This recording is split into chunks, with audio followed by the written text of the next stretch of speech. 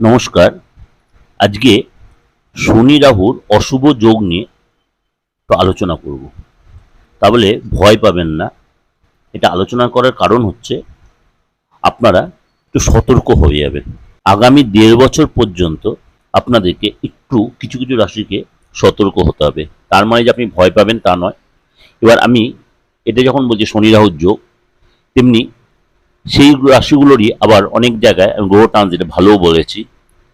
সুতরাং খারাপটাই যে সবসময় হবে তা নয়, ভালোটারও এফেক্টটা দেবে। ভালো আর খারাপের মানে কাটাকুটিতে অনেকটাই আপনার নর্মাল হয়ে যাবে।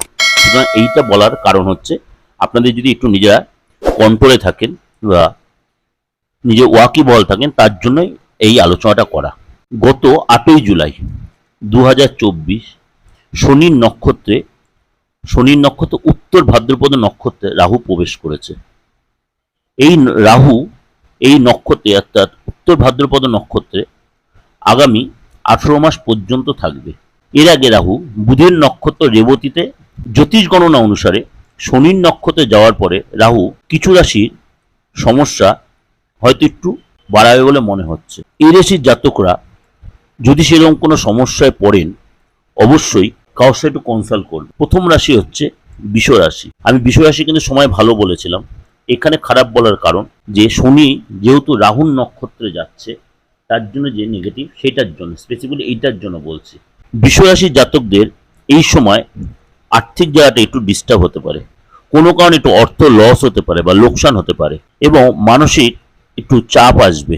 ব্যবসায় দেখা যাবে যে কাস্টমারগুলো আপনার ছিল সেটা হয়তো কেটে যেতে পারে। কোনো জায়গায় যদি বিনিয়োগ করার চিন্তা ভাবনা করেন, একটু বুঝে শুনে করবেন, কারোর কথা ইনসিস্ট হবেন না, তাহলে ক্ষতি হতে পারে। শরীর নিয়ে একটু ভুগতে হতে পারে, কোনো ডাক্তার হসপিটাল যেতে হতে পারে। কোনো নতুন রোগ আপনার শরীরে আসতে পারে, অর্থাৎ সুগার বা কোলেস্টেরল এরকম কোনো বা প্রেশার, এই ধরনের কোনো নতুন রোগ হতে। সুতরাং আপনাকে একটু সতর্ক হয়ে চলতে হবে। নেক্সট হচ্ছে কর্কট রাশি। আপনার জীবনে মানে কর্কট রাশির লোকেদের সবসময় চড়াই উতরাই লেগে থাকে, কখনো ভালো তো কখনো মন্দ। খুব ফ্লেক্সিবল যে সবসময় থাকে তা কিন্তু নয়। ব্যবসা বা কেরিয়ারে আপনার একটু চাপ আসবে। কাজের জায়গায় প্রচণ্ড আপনার উপর চাপ সৃষ্টি হবে। আপনি কোনো সরকারি চাকরি করে থাকেন, সেখানে আপনার উপর প্রচণ্ড প্রেশার আসবে। পুরনো কোনো রোগে আপনি একটু কষ্ট পেতে পারেন, অর্থাৎ অনেক কোনো প্রবলেমে আর্থিকভাবে একটু আপনাকে পর্যদস্ত হবে। বাবা মা বা আপনার নিজের শরীর নিটু বা ফ্যামিলির লোকেদের শরীর নিটু ডিস্টার্ব হতে পারে, এবং আত্মবিশ্বাস এবং পরাক্রমের প্রতি আপনার একটু কনফিডেন্স কমবে, অর্থাৎ কনফিডেন্স কমবে। কথাবার্তা খুব বুঝে শুনে করলে লোকের সাথে খিটখিটে মেজাজ দেখিয়ে ফেলবেন এবং সুসম্পর্কটা নষ্ট হতে পারে। নেক্সট যে রাশি সেটা হচ্ছে সিংহ রাশি। শনির এই নক্ষত্র পরিবর্তন, রাহুর এই শনির নক্ষত্রে যাওয়ার জন্য, রাহু এই শনির নক্ষত্রে যাওয়ার কারণে সিংহ রাশির জাতকদেরও কিন্তু আর্থিক জায়গাটা একটু ডিস্টার্ব হবে। হওয়া কাজ কেটে যেতে পারে, ব্যবসায় প্রচণ্ড একটা মন্দা ভাব আসতে পারে, খরচটা বেড়ে যেতে পারে, প্রতিটা কাজে একটা বাধার সম্মুখীন হবে, কোনো কাজ এক চান্সে হতে চাইবে না। আপনি আপনার লাইফ পার্টনারের সাথে বা প্রেমিক প্রেমিকার সাথে মিসআন্ডারস্ট্যান্ডিং বা একটু বাক বিতণ্ডায় জড়িয়ে পড়তে পারেন। সম্পর্কের মধ্যে তিক্ততা আসতে পারে, ফ্যামিলি লোকেদের সাথে ভুল বোঝাবুঝি হতে পারে, অশান্তি পরিবেশ তৈরি হতে পারে।